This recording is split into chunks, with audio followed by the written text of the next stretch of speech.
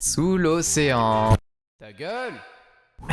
Salut tout le monde, salut YouTube, j'espère que vous allez bien. On se retrouve pour une toute nouvelle vidéo tuto et dans celle-ci on va voir comment améliorer la qualité de sa webcam sur OBS, notamment pour que vous ayez une meilleure tronche en stream. Je précise que ce tuto est censé marcher avec n'importe quelle webcam et éventuellement pour ceux qui utilisent leur téléphone comme caméra. Et regardez bien la vidéo jusqu'au bout car je suis sûr qu'il y a au moins une ou deux astuces que vous ne connaissez pas. Et croyez-moi, ça peut faire la différence. Avant de passer à la suite de la vidéo, petit rappel pour dire que sur ma chaîne YouTube je fais des tutos en tout genre pour aider les streamers. Donc n'oublie pas, abonne-toi si jamais ça t'intéresse. Et si tu as des questions, tu peux aller directement me les poser sur ma chaîne Twitch pendant que je suis en live. Allez, on est reparti. Pour vous montrer que tous ces conseils c'est pas du pipeau, je vais vous faire un comparatif avec différents niveaux d'application de ces fameux conseils. Ouais, il y a une petite différence quand même.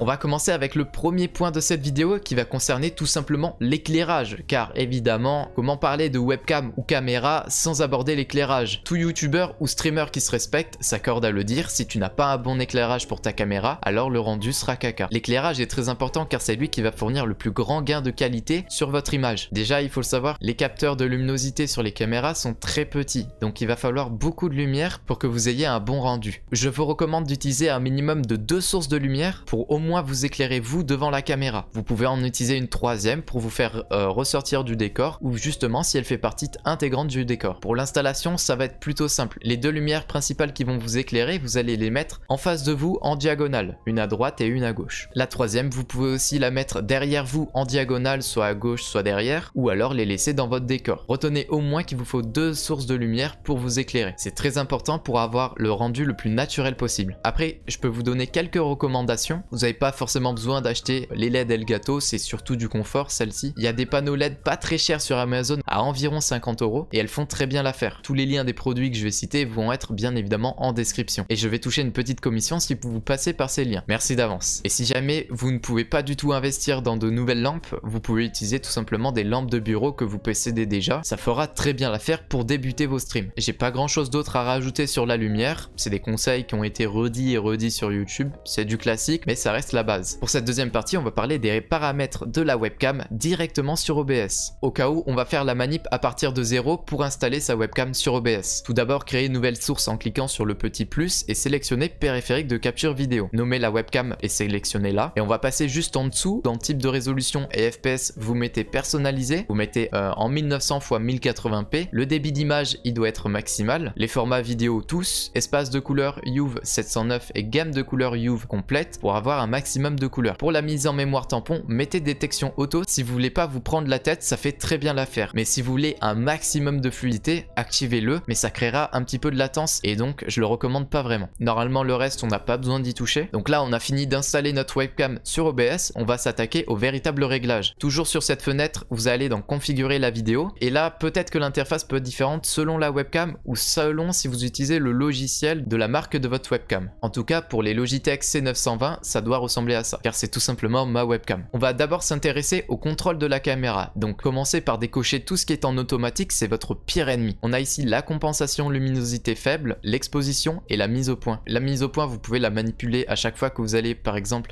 montrer un petit objet devant la caméra, ou vous pouvez aussi la laisser en auto si jamais vous avez la flemme, mais du coup vous aurez peut-être des fois des petits problèmes de mise au point. Personnellement je l'utilise jamais en automatique pour toujours qu'il y ait un petit effet de flou d'arrière-plan derrière moi, même si j'utilise un fond vert actuellement. L'exposition, ça dépend vraiment de la puissance de votre éclairage. Personnellement, je recommande une valeur autour des -5, -6 pour une qualité optimale. On revient à l'onglet principal du processeur vidéo. Pareil, décochez tout ce qui est en automatique. Et là, en l'occurrence, on a la balance des blancs. Modifiez en fonction de votre lumière pour avoir une peau naturelle ou non d'ailleurs, selon ce que vous préférez. Le gain, il sert à augmenter ou diminuer la sensibilité de la lumière. Il est à régler selon votre éclairage. Pour vous donner une idée, moi je mets une valeur de 100. Et enfin, vérifiez bien que la fréquence du courant est aussi à 60 Hz. Une fois que vous avez terminé vos réglages, vous pouvez cliquer sur appliquer puis OK. Attention, il faudra probablement refaire tous ces réglages avant votre stream, donc notez-les bien. Personnellement, j'utilise la Logitech C920 et elle n'enregistre pas les paramètres quand elle s'éteint, soit quand je ferme OBS Studio, soit quand je redémarre mon PC. Comme j'en ai parlé vite fait tout à l'heure, selon les webcams, il existe des logiciels de la même marque. Par exemple, pour les webcams Logitech, ça va être Logitech Capture, mais je recommande pas forcément de les utiliser parce que par exemple, le Logitech Capture est assez mal foutu, il n'y a pas toutes les options que je viens de montrer sur cette vidéo. Et aussi, des fois, il n'enregistre pas correctement les paramètres. paramètres. Donc privilégiez plutôt les réglages manuels que les réglages automatiques des logiciels de votre webcam. Je sais c'est chiant, mais c'est le nécessaire pour avoir une bonne qualité sur celle-ci. À vous de voir si vous pensez que ça en vaut la peine. Et pour la troisième partie, on va parler des filtres sur OBS. Tout simplement comment ajouter des filtres sur sa webcam. On va faire clic droit sur la source webcam en question, cliquer sur filtre et ajouter un filtre en cliquant sur le petit plus. Le premier va être appliquer un LUT. Un LUT, qu'est-ce que c'est? C'est comme un filtre Instagram, mais en l'occurrence c'est pour la webcam. Ça peut totalement changer l'ambiance de votre stream et ça permet d'avoir un rendu plus cinématographique. Mais ces fameux LUT, on va avoir besoin de les télécharger. Pour ça, je vous ai mis un lien dans la description car la chaîne Gaming Queries s'est déjà occupée de faire un pack comprenant au moins 30 LUT différents. Une fois sur le site, allez dans la partie download, entrez votre adresse mail pour recevoir l'email qui va vous donner l'accès au téléchargement du pack de LUT. Vous inquiétez pas, il n'y a pas de souci avec ça. Par contre, l'email peut prendre 5 à 10 minutes avant d'arriver. Une fois que vous l'avez téléchargé, il va falloir extraire ce qu'il y a à l'intérieur grâce à WinRAR ou un autre logiciel et mettez ce que vous avez extrait dans un dossier que vous allez facilement retrouver. On peut retourner sur OBS, vous allez mettre le chemin où se trouvent les filtres. Je vous conseille de tester les filtres un par un pour voir lequel vous convient le mieux et vous pouvez régler la puissance de celui-ci. À vous de voir encore une fois si vous voulez un rendu plutôt naturel ou cinématographique. Personnellement, j'utilise le Roland avec une quantité de 0,40. Ensuite, le second filtre qu'on va appliquer, ça va être la correction colorimétrique. Ce qui va nous intéresser, c'est le contraste, la saturation et éventuellement le gamma si votre rendu de webcam est un peu sombre. Évitez à tout prix de mettre des valeurs trop élevées. Je vous conseille de jamais aller au-dessus de 0,5. Au-dessus, ça détériorera la qualité de votre vidéo et c'est clairement pas le but de celle-ci. Voilà, moi je vous montre un petit peu qu'est-ce que je mettrai, mais ça dépend surtout de votre webcam et de votre éclairage. Et enfin, le dernier filtre, ça va être le filtre accentué. Il n'est pas obligatoire, mais si jamais vous trouvez que sur votre webcam c'est un petit peu flou, ça vous permettra justement d'améliorer la netteté. Pareil, faites attention de ne pas en mettre trop d'un coup. Voilà, on a vu les principaux filtres qui peuvent aider pour améliorer nettement la qualité de votre webcam. Ce tuto est désormais terminé. Normalement, si vous appliquez tous ces conseils, la qualité de votre webcam va augmenter drastiquement. J'espère que la vidéo t'a plu ou qu'elle t'a été utile. Si c'est le cas, tu connais la chanson, le petit pouce bleu, ça fait plaisir et ça m'aide beaucoup. Si t'as des questions, pas de problème, les commentaires ils sont là pour ça. Tu peux aussi me rejoindre sur ma chaîne Twitch pour me poser la question directement en live. Et n'oublie pas de t'abonner si c'est pas encore fait car tu risquerais de rater des sacrés tutos quand même. Et par la même occasion, je t'invite à faire un tour par la description, il y a quand même des informations assez importantes. Si, je te jure. Allez, je vais pas faire traîner cette vidéo plus longtemps. Merci de l'avoir regardée jusqu'au bout et je vous dis à la prochaine. Restez gentils. Bye.